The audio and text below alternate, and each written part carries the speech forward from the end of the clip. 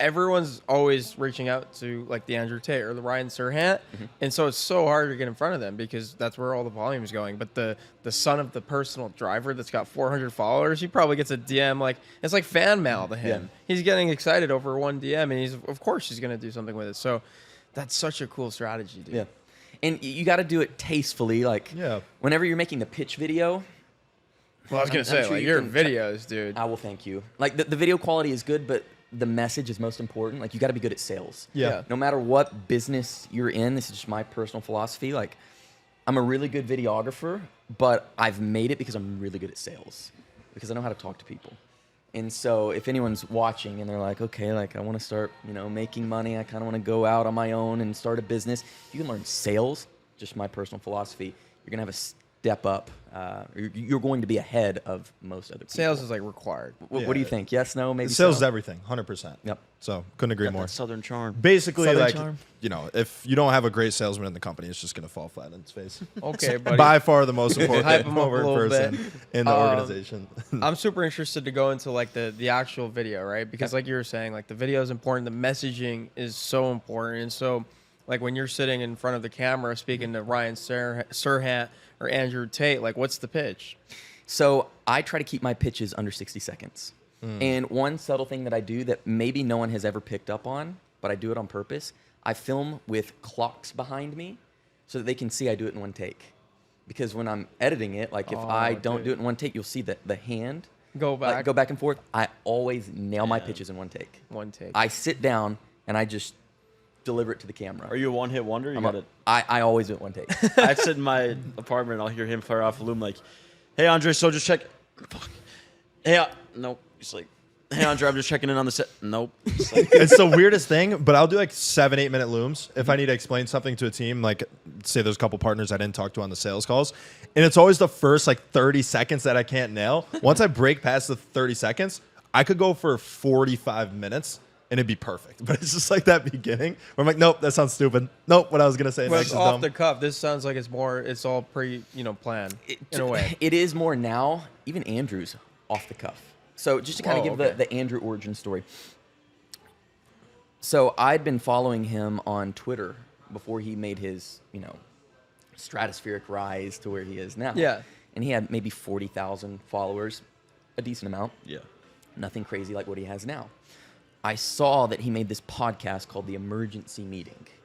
And I remember I saw his podcast studio. I kid you not. And Andrew is a big proponent of this, and I'm a big proponent of this. Acting with speed. Like, get it done now. If you think something needs to be done, do it as fast as possible. I'm sitting there. I've got a work list of like 100 edits that I have to get through that day. Like, my workload is just maxed out. And I'm like going on YouTube to like search up a song or something, and I see Emergency Meeting. I'm like, what is this? And I see that he has a podcast studio. And in that moment, I was like, he's trying to make it big. Screw everything I'm doing right now. I'm making a pitch video, and I'm sending it to him. That's cool. So I literally dropped everything, and I don't know why, but I think really good in the shower. And so I started to shower, and I hopped in. I'm like, what's my pitch going to be? What's my pitch going to be? What's my pitch going to be? It's got to be 60 seconds. I have to cater to his self-interest. As most people do, he has an ego. It's not a bad thing. But how do I cater to his ego without just being a complete suck-up? I was like, I got it. Set up the camera, press record. And if you watch the pitch video, I'm not even in frame. I walk into frame, and I sit down in the chair. What's up, Tate? I almost remember it word for word. What's up, Tate? I have a proposal for you. 60 seconds. Let's go. So I saw the emergency. I can almost repeat the whole thing verbatim. Crazy. I just remember it. But anyway, what was the pitch? And I recommend anyone who's pitching, you have to cater to their self-interest. So I told Andrew, I said, look, Andrew, you and I can both agree. You got the best cars, you got the best houses, you've got the money, you were a 4-time world kickboxing champion.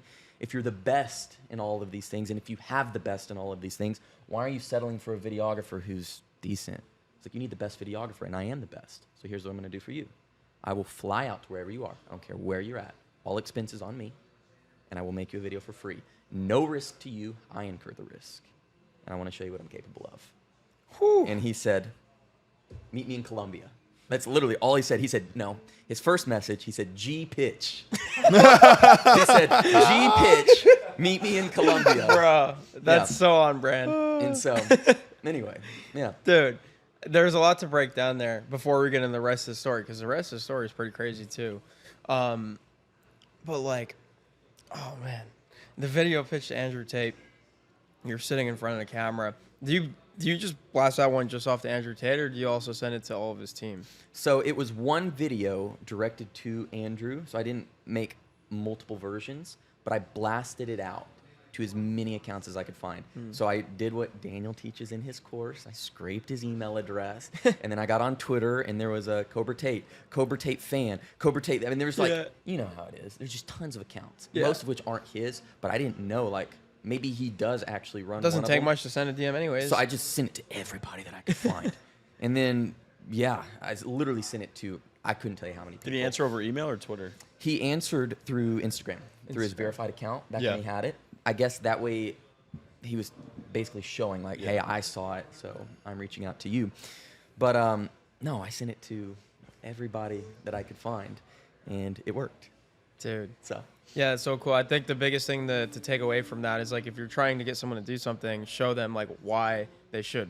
Why is it in their interest to want to do something like that? And you made it a no-brainer pitch, is what you did. Hey, guys, if you enjoyed this short clip, check out the full interview here. And if you want to see more clips from this episode, check it out right here.